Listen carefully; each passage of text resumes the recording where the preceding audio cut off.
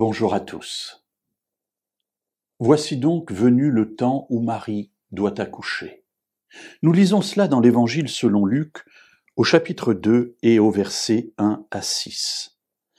En ces jours-là parut un décret de César Auguste en vue du recensement de toute la terre.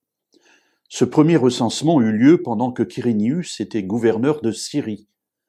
Tous allaient se faire recenser, chacun dans sa propre ville. Joseph aussi monta de la Galilée, de la ville de Nazareth, pour se rendre en Judée, dans la ville de David, appelée Bethléem, parce qu'il était de la maison et de la famille de David, afin de se faire inscrire avec Marie, sa fiancée, qui était enceinte.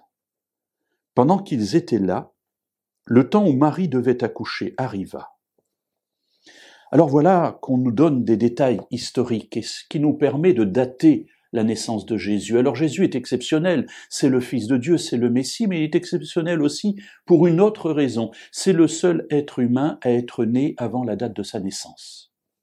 Effectivement, nous comptons les années, nous sommes en 2020 en ce moment, et nous disons que Jésus est né il y a 2020 années. En fait, pas du tout.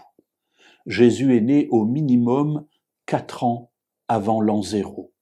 Entre 4 et 5 ans, certains vont même jusqu'à 6 ans, tout simplement parce qu'Hérode, dont on parle ici, est mort en -4 ans avant sa naissance. Tout ça, c'est dû à une erreur de comptage d'un moine qui s'appelait Denis le Petit et qui a fait coïncider le calendrier romain avec le calendrier que nous utilisons aujourd'hui et qu'on appelle le calendrier grégorien.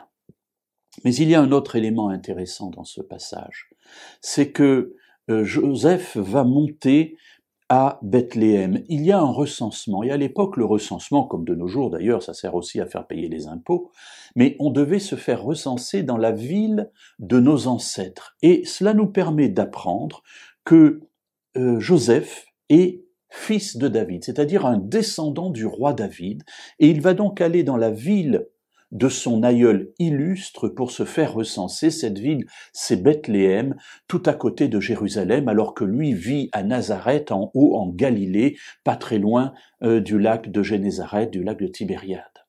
Il faut donc descendre, c'est un voyage long, fatigant, avec une femme qui est enceinte, puisque le passage nous dit, le temps où Marie devait accoucher arriva. Et nous nous trouvons donc maintenant quasiment aux portes de la naissance de Jésus, son fils premier-né.